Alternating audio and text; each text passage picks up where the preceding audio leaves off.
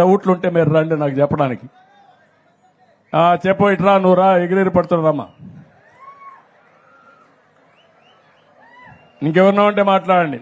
గ్రామ సభలో మీకు కావాల్సిన పనులు చెప్పండి, లేకుంటే మీ ఆలోచనలు చెప్పండి, గ్రామాన్ని ఎట్లా బాగు చేస్తాం చెప్పండి. మేధావులు ఎక్కడో ఉండరు, మనలోనే ఉన్నారు మేధావులు. కానీ ఆ మేధోశక్తిని ఉపయోగించుకోవడం మనందరి బాధ్యత. ఆ తమ్ముడికి రా తమ్ముడు.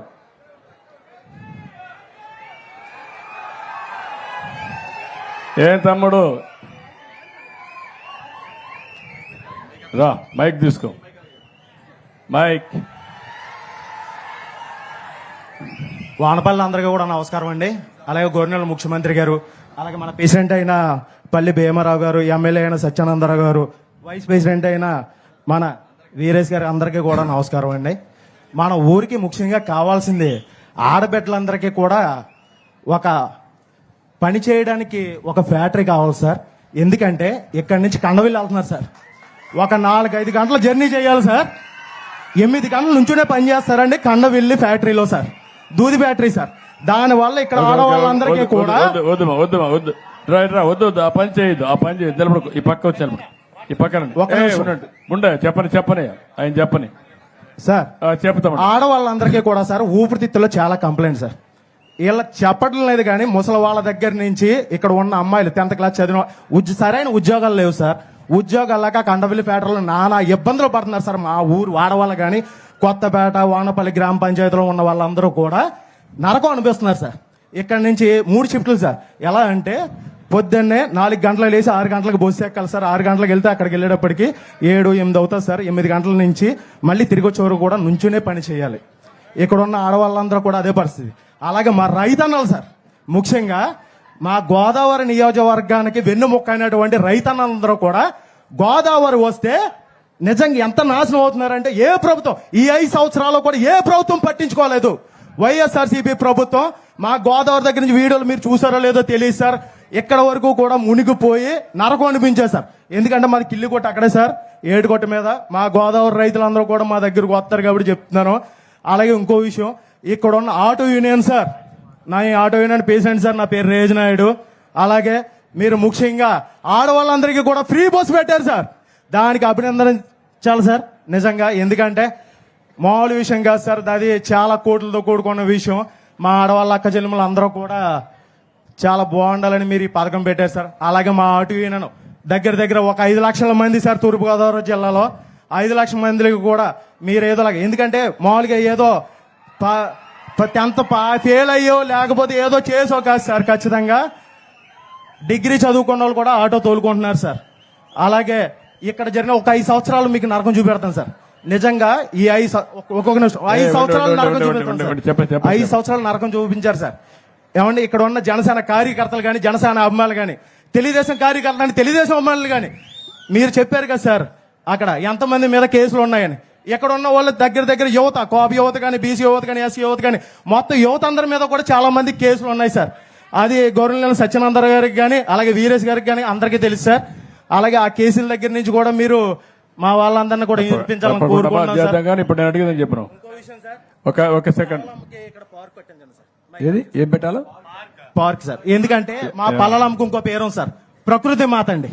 ప్రకృతి మాత ఆవిడకి అక్కడ ఇదంతా కూడా పల్లెలమ్మ గారికి కలెక్టర్ ఉండు హరీష్, నువ్వు ఉండు కాసేపు ఉండు, నువ్వు ఓపిక పట్టు.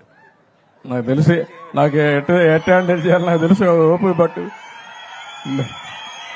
కలెక్టర్ గారు ఈ టెంపుల్ అంతా తీసుకొని ఈ టెంపుల్ మొత్తం ల్యాండ్స్ అన్ని కూడా ఇచ్చేసి మంచి పార్కు, ఒక మంచి ఆహ్లాదకరంగా ఊర్లో వాళ్ళు వస్తే కూర్చునే విధంగా, సాయంత్రం అయితే ఇక్కడ అందరూ వచ్చి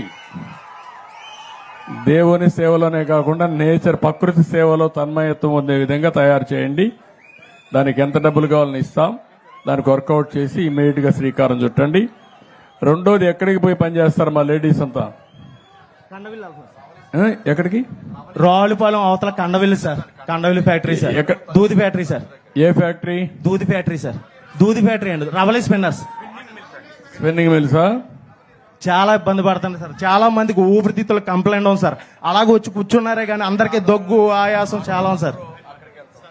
ఇప్పుడు వాళ్ళందరికీ మనం ఏం చేయగలుగుతాం, ఒక యాక్షన్ ప్లాన్ తయారు చేస్తే ఈ ఊర్లో ఉండే ఆడవాళ్ళందరికీ ఇక్కడనే ఉపాధి కల్పించేదానికి ఏం చేయగలుగుతామో దాన్ని కూడా వర్కౌట్ చేద్దాం. అది కూడా చేసి ఇది ముందుకు తీసుకెళ్దాం. రెండోది ఆర్టీసీ డ్రైవర్లు కూడా ఆదుకుంటాం తమ్ముడు. మా ఆడబిడ్డలకి ఆర్టీసీ కాదు ఆటో డ్రైవర్లను ఆదుకుంటాం. ఆడబిడ్డలకి ఉచిత బస్సు సౌకర్యం ఇచ్చినప్పుడు ఏదైతే ఆటో డ్రైవర్లు ఉన్నారో మీరు కూడా చదువుకుని ఉన్నారు, మొన్న మీరు కూడా మాకే ఓట్లు వేశారు, మిమ్మల్ని కూడా ఎట్లా ఆదుకోవాలని ఆదుకోవడం కోసం ప్రయత్నం చేస్తున్నా. తప్పకుండా మీకు న్యాయం చేస్తానని హామీ ఇస్తున్నా. ఒక ఆటో ఏం చదువుకున్నావు? ఏం చదువుకున్నావు? నాది ఇంటర్ అయింది సార్. ఆటో సార్ నాది. Auto union leader sir. Auto union leader. But inter అయింది, సామాజిక స్పృహ ఉంది, అంటే 10 మందికి ఏదో మంచి జరగాలని తాపత్రయం ఉంది. 3 సూచనలు ఇచ్చాడు. 3 కూడా అందరూ వద్దు వద్దు అంటున్నారు. మా హరీష్ అయితే చాలు చాలు అంటున్నాడు. చాలు చాలు కాదయా, నీకు ఓపిక ఉండాలా, హ్యూమన్ యాంగిల్ ఉండాలా, మీరందరూ లీడర్లు మారాలా, మారి ప్రజలతో మమేకం కావాలి. 5 నిమిషాలు లేట్ అయితే కొంపలేం కూలిపోగాని ప్రజలు చెప్పింది విని ఆ సమస్యను పరిష్కారం చేసే దిశగా మీరు పనిచేయాలి, అడ్మినిస్ట్రేషన్ పనిచేయాలి. మీరే కాకుండా నీ ఆటో ఏంటి తమ్ముడు? ఇప్పుడు నీ ఆటో డీజిల్ ఆటోనా లేదా పెట్రోలా? Diesel auto sir. ఇప్పుడు ఏ రోడ్లు? అన్ని మంచి రోడ్లేననివి లేదు సార్, ఎక్కడికక్కడ గొతుకులు మీకు తెలియదేమో సార్. మా అన్ని సత్యనందర గారిని అడగండి సార్. ఇప్పుడు నీ దగ్గర నేను హాస్పిటల్ తీసుకెళ్ళకుండా డెలివరీ అయిపోయింది సార్. ఎలక్ట్రికల్ ఆటో ఇప్పిస్తే నువ్వు దాంతో తక్కువ ఇది చేసుకోగలుగుతావా? పోతుంది ఇప్పుడు అంటే గోతులు ఎక్కువ ఉంటే. గోతులు ఎక్కువ ఉంటే ప్రాబ్లమ్స్ ఎక్కువ వస్తాయి సార్. ఎలక్ట్రిక్ ఆటో ఇది అయిపోయి మళ్ళా నీతో మాట్లాడతాను, నీకేం చేయాలో చూస్తాను. ఓకే, నీతి నిజాయితీ సంతోషం. నేను ఆటో ఇస్తానంటే ఆటోమేటిక్ యాక్సెప్ట్ చేసేవాడు, కానీ లేదు సార్ గోతులు ఎక్కువ ఉంటాయి, ఆటో ఎలక్ట్రికల్ ఆటోకి సమస్యలు వస్తాయి, వద్దులేసారని చెప్పే పరిస్థితి వచ్చాడంటే శబాష్, ఐ రియలీ అప్రిషియేట్ హిమ్. గట్టిగా చప్పట్లు కొట్టామని నిందించండి. అలాంటి వాళ్ళు సమాజానికి అవసరం. రమ్మ మైక్.